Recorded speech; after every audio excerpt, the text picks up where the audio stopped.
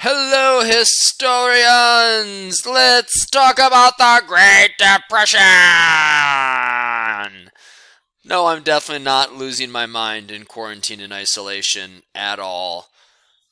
I could probably sing you a lot of really good songs right now if you want to. I definitely could sing you the theme song to Paw Patrol, amongst other things.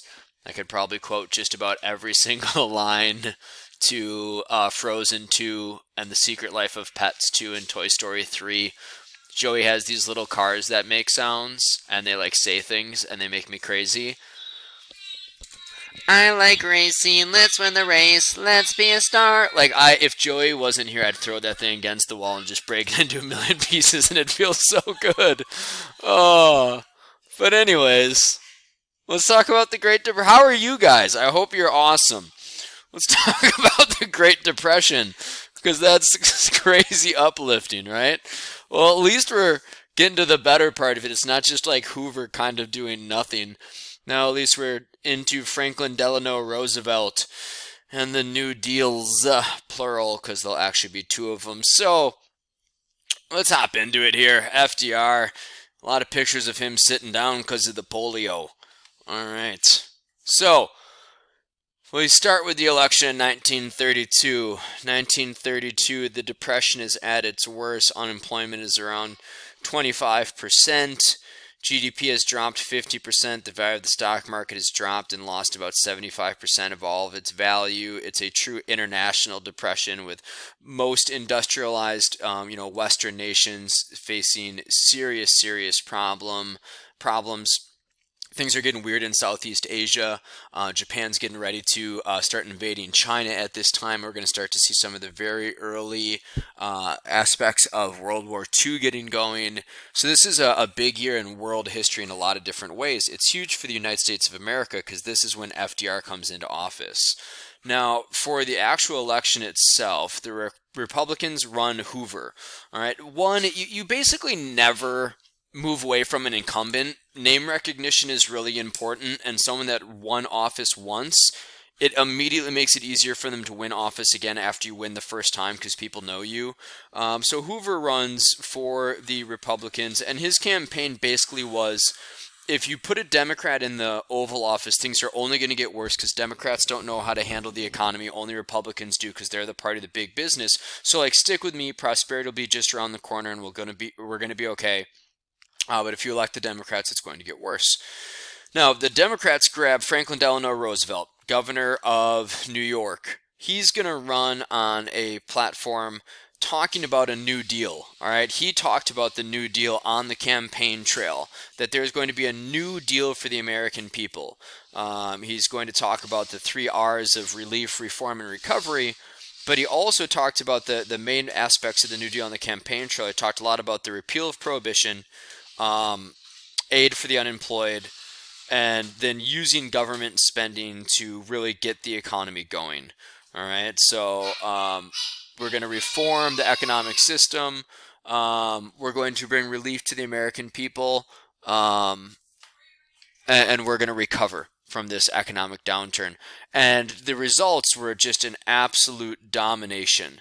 We'll get to that in a second. Of the Electoral College and really the popular vote too for FDR. All right, so he wins 57% of the popular vote. Hoover only gets 40%. Socialist candidate got 3. Good old. No, it's not Eugene Debs. I don't know who it is, but it's a socialist candidate. And then the Electoral College, it's an absolute landslide. So you can see he wins every single state except for 6 in the Electoral College. So FDR absolutely dominates. Now, we also see a really early amendment go in here. So Hoover is left as the lame duck, right? We know that the election takes place in November of 1932. Okay, well, now the new president, FDR, isn't scheduled to come in until March 4th, almost 4 months after the election. That's the way it used to be. So actually, Hoover reached out to FDR and said, listen, I'm willing to work with you. I'm willing to kind of start putting some of your programs in place. This, recession is really bad. So anything I can do to help, let me know. And FDR refused. He did not want to be tied to or influenced by Hoover or any type of Republican president. So he said, thanks for the offer, but no thanks. I'm going to do things on my own when I get there. But what Hoover, oh, thanks, buddy. Joey just brought me a couple trucks. Thanks, Joey. But what Hoover did do is he started to move the 20th Amendment forward. The 20th Amendment shortened the amount of time between the election and taking office. So after the passage of the 20th Amendment, now the new president takes the office January 20th instead of March 4th, which it had been before. So there's less lame duck time. It was a good amendment. Let's speed up that process, especially when there's a change. All right. So FDR, his philosophy that he's going to use in the New Deal. He's got 3 R's in his New Deal philosophy. He had made, kind of some vague promises on the campaign trail, but also some more specific ones like the repeal of prohibition. But in general, he's just kind of saying, like, we're going to use the government's power for good and to help the American people. But he talks about 3 R's a lot. Okay? The first is relief. Relief for out-of-work people, so relief for those who are unemployed. The government is going to use its power to try to create jobs and relieve those who are out of work or unemployed. Then recovery. Recovery for business and recovery for the economy as a whole. The government's going to use its power to help businesses and the economy recover as a whole so we can get out of the depression. And then reform. Reform of the American economic institutions, so that way the government can use its power to reform those economic institutions so things like this don't happen again.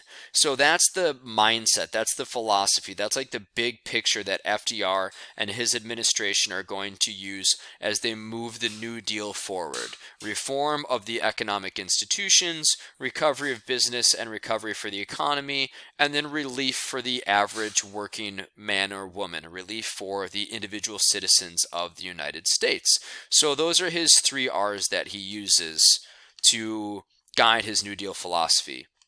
Then, when he starts to actually create legislation, he surrounds himself with the most diverse group of intellectuals that any president had ever seen up to this date, a group of people that he calls the Brain Trust.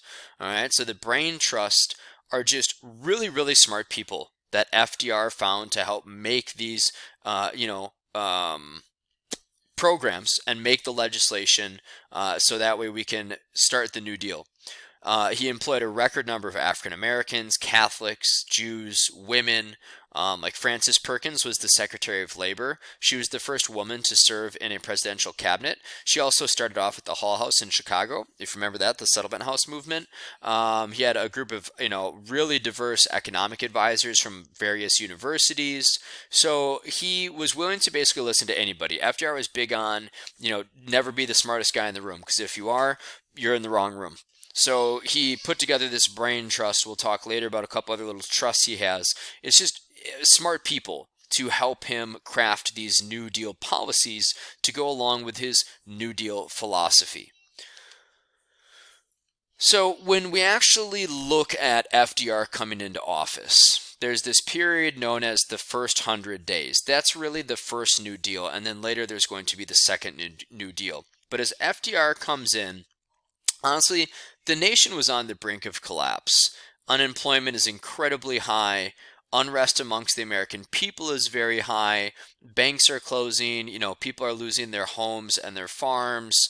People are getting laid off. Things are in very, very bad shape. But FDR comes in on March 4th, 1933, and he calls Congress into a special 100-day session that we now just know as the first 100 days. During that first 100-day session, Congress passed more legislation than any single Congress in history had. Right? So in the first 100 days that this congressional session is together, in the first 100 days, they passed more legislation than any Congress had over a 2-year period. So they really got in and they absolutely got to work. And this was huge because one of the things that made FDR so successful as a politician and so well liked is that he really gave people the ability to have hope for the future and to restore their faith in the American government. Hoover had been so inactive that people felt that the government couldn't handle problems. FDR gave people hope that the government could fix these things and that they would fix these things. So when he calls Congress into this special 100-day session, he says, you're not going home, we're not taking a break, we're working on the weekends, we're going to get to work for the American people. This gives people hope. All right, that's really, really important because they go, all right, things may be bad, but I think my government's trying. I think my government is trying to do things that are going to be able to help. And then all this legislation starts getting passed and it's front page news and it starts to create jobs and it starts to have some positive impacts. And now all of a sudden we move away from the brink.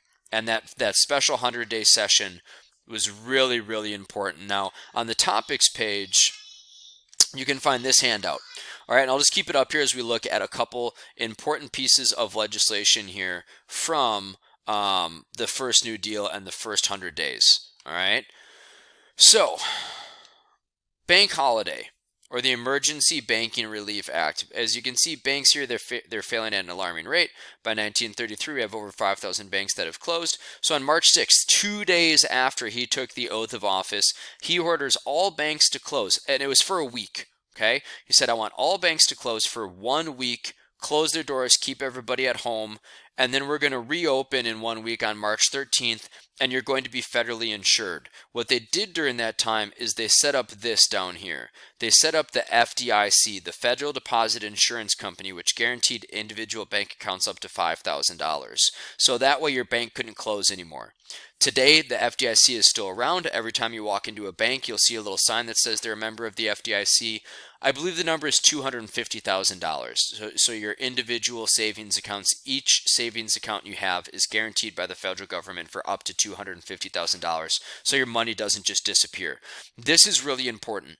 This restored people's faith in the banking system, and then money started to flow through the economy more because instead of people saving money and, like stashing it away in their mattress or, hiding it in their house, they're putting it into banks, and then banks can give it out as loans, and then people can start to get back to work. So the bank holiday was really important, and the FDIC is so important that it's still around today. They also very quickly passed the 21st Amendment, which repealed the 18th Amendment. Hey, we're going to, get people working by opening up, alcohol production.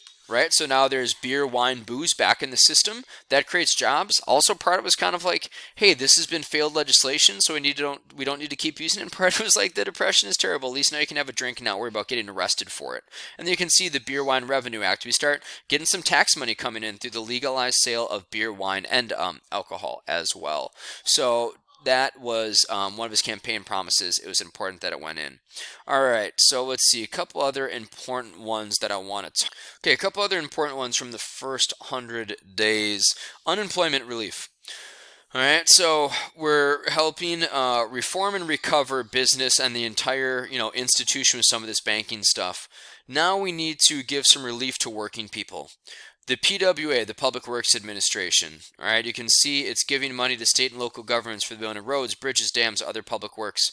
This is getting people back to work, all right? So there's like lots of things around our area that we can see. All of the parkways and trailways, most of them in our area were created by the Public Work Administration. So like when I lived in Wauwatosa, I ran along the parkway system a lot.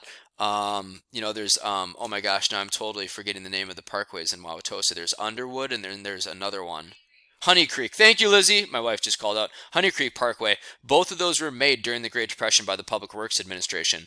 My wife and I got married in a park in Green Bay called Pamperin Park that was created by the Public Works Administration during the Great Depression. So they're building infrastructure, right? They're building out roads, bridges, dams. These things are going to help the economy run better. And they're building out other things like parks. They're getting people back to work. Okay, so the government's spending some money. It's going into some debt, but it's giving the money to state and local governments to figure out what they need to do.